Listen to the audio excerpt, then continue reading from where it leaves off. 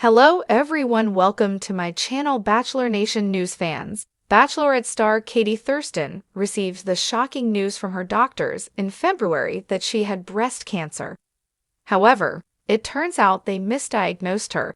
Keep reading to find out why she's taking legal action. Bachelorette star reveals cancer misdiagnosis. Katie Thurston has breast cancer. That much she knows for sure. However, the severity of it was thrown into doubt after conflicting test results. The results she got at a doctor's office in California said the reality star had HER2+ breast cancer. But after moving to New York City with her new husband, she changed doctors. The new doctors did the testing again and found different results. The second set of tests showed Katie Thurston's cancer as HER2. The treatment options for the different biopsy results vary drastically. The preferred treatment method for HER2+ breast cancer is chemotherapy. In fact, Katie Thurston was literally on the way to start chemo when her doctors discovered the test discrepancy. The reality star has a new treatment plan that involves oral therapy, pills, instead of chemotherapy. How misdiagnosed changed treatment plan. Not needing chemo is a huge win for Katie Thurston amid her breast cancer battle. However, the initial diagnosis of the more aggressive cancer made her treatment plans much more urgent. After the first diagnosis, the Bachelorette alum began the egg retrieval procedure for IVF. She's always been on the fence about having kids, but it's something she and her husband, Jeff Arcuri, are seriously considering. But chemotherapy often interferes with fertility, so Katie immediately began the IVF journey. She previously revealed that carrying a child herself is too risky with her breast cancer diagnosis. In an Instagram Q&A, Katie Thurston revealed how the misdiagnosis affected her decision to do IVF. She said that she did the egg retrieval so quickly because she thought she needed chemotherapy. Her misdiagnosis actually works in her favor regarding IVF. She said that she likely would have done IVF in the future anyway because pregnancy is risky for her health. Katie added that now that she doesn't need chemo, they could possibly do another egg retrieval in the future, whereas she wouldn't have been able to do it again after chemo. Katie Thurston seeks legal action. The Bachelor Nation star is probably relieved that the original test that came back as HER2+ breast cancer was wrong. However, she wants to find out how that happened. She never had chemotherapy after the misdiagnosis, so why is she potentially seeking legal action? She took to her Booby broadcast channel to address why she filed a grievance against health company Kaiser. She said that she wants to find out how the misdiagnosis happened so it doesn't happen to other patients. The misdiagnosis was due in part to their initial testing, which did not include a PET scan. It was only after she got the scan in New York that doctors discovered spots on her liver. She said that she made a lot of medical decisions based on the test results from Kaiser, including doing IVF and getting a port for chemo. She now has to get the port removed. Do you think Katie Thurston might have a legal case against Kaiser? Katie Thurston Thurston had faced the court of public opinion more times than she could count.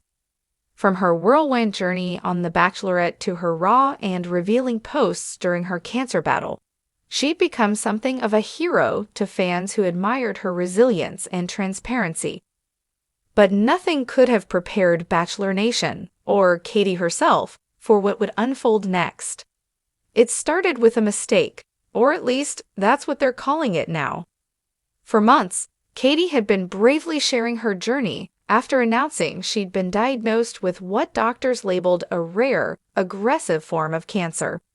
Fans rallied behind her. Former contestants and fellow bachelorettes posted messages of support. But behind closed doors, Katie wasn't just fighting for her health, she was fighting for answers. Because the truth, her diagnosis may have been wrong. And now, Katie Thurston is seeking legal action against the hospital and medical professionals who may have turned her life into a nightmare without cause. Chapter 2: A Public Battle. Katie's original cancer announcement was met with shockwaves. She posted a photo of herself in a hospital gown, her hair tied back, face pale but expression calm. The caption was a mixture of vulnerability and strength. Life has a way of testing us when we least expect it. I never thought I'd be here, sharing this news with you, but I've been diagnosed with cancer. The public outpouring of support was immediate. Her exes, like Blake Moynes and Greg Grippo, even reached out privately, despite awkward pasts. "It doesn't matter what happened between us," Blake wrote in one message. "I'm here for you." Katie didn't ask for attention, but it came anyway. And the more she shared her journey, from scans to treatments to the toll it took emotionally, the more the world latched on.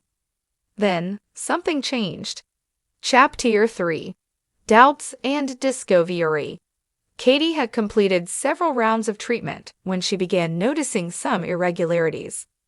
Her symptoms weren't matching what the cancer diagnosis had predicted. Her blood work was inconsistent, and certain follow-up scans suggested something her original doctors never anticipated. She sought a second opinion, then a third, finally, a fourth. The fourth doctor, a quiet but experienced oncologist in Seattle, delivered a blow even more shocking than the original diagnosis. "Katie, based on what I'm seeing, I don't believe you ever had cancer." She laughed at first. "That's not funny," she replied, thinking it was some sort of cruel miscommunication. But the doctor's face didn't shift. They showed her the scans. They broke down the lab work. They pulled out charts and pointed to margins. What they revealed wasn't just uncertainty, it was evidence. The treatments she underwent may have been unnecessary. The side effects? Real. But the cause behind it all? Possibly a gross misdiagnosis. Chapter 4. The Decision to Fight Back. The emotional impact hit like a second diagnosis. Katie spent weeks in a haze. She felt betrayed, confused, and worst of all, gaslit by the very people who were supposed to protect her. How could this happen? How did the system fail her this badly? And most importantly, how many other people were being misdiagnosed too? Her lawyer, a medical malpractice specialist named Jordan Kessler, didn't mince words. "What happened to you is beyond negligence. It's systemic failure, and we're going to hold them accountable." Katie knew speaking out again would bring criticism. People might say she was faking, that it was all a publicity stunt, that she was doing this for clout. But this wasn't about headlines. It was about truth and justice. Chapter 5e. Bachelor Nation RDACTs. As news of her potential misdiagnosis and legal filing leaked to the media, reactions across Bachelor Nation exploded. Tashia Adams commented on Instagram, "Katie deserves answers. This is heartbreaking." Charity Lawson posted on X, formerly Twitter, "So proud of Katie Thurston for standing up for herself. This is why we advocate for second opinions." Greg Grippo, in a rare podcast appearance, shared that he was in shock and praised Katie for her unbelievable strength. But not everyone was supportive. A few trolls dug up old footage from her stand-up comedy tour, suggesting she was never truly sick.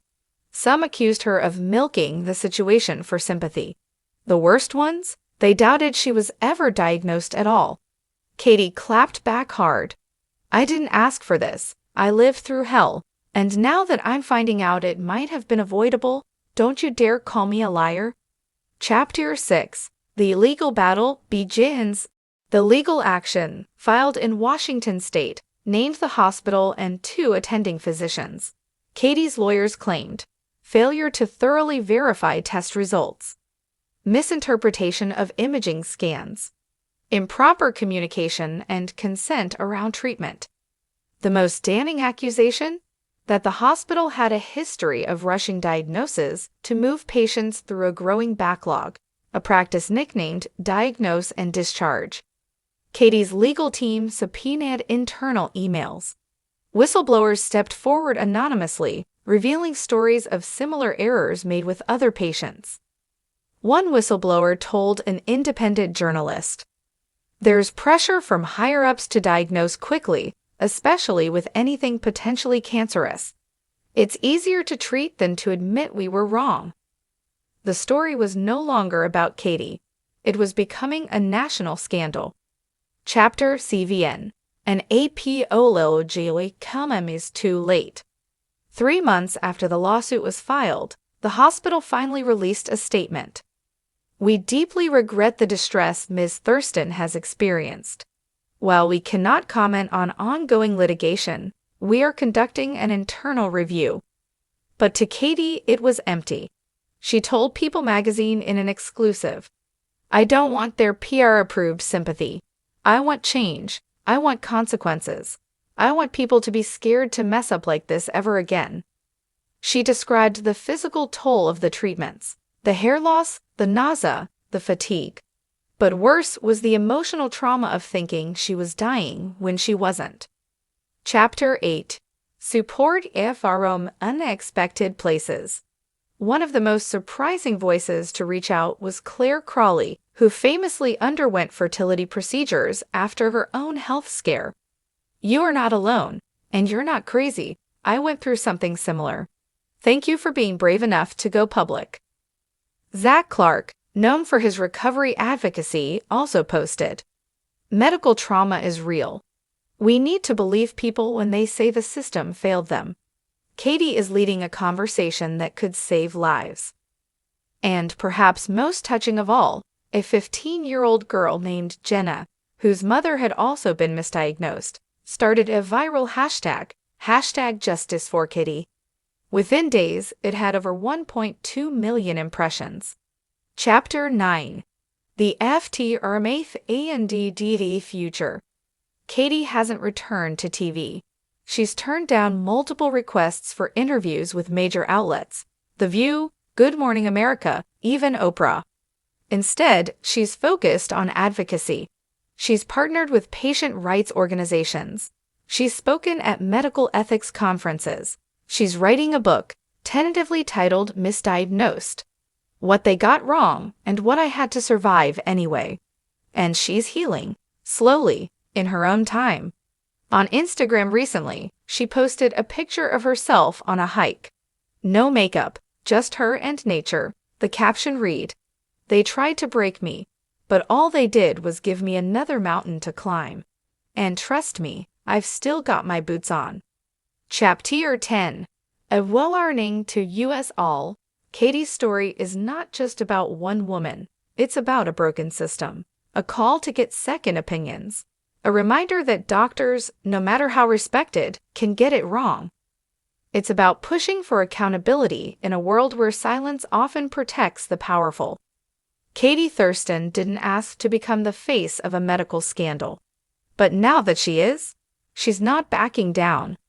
And as her case moves toward trial, one thing is crystal clear: this isn't over. It's only just begun.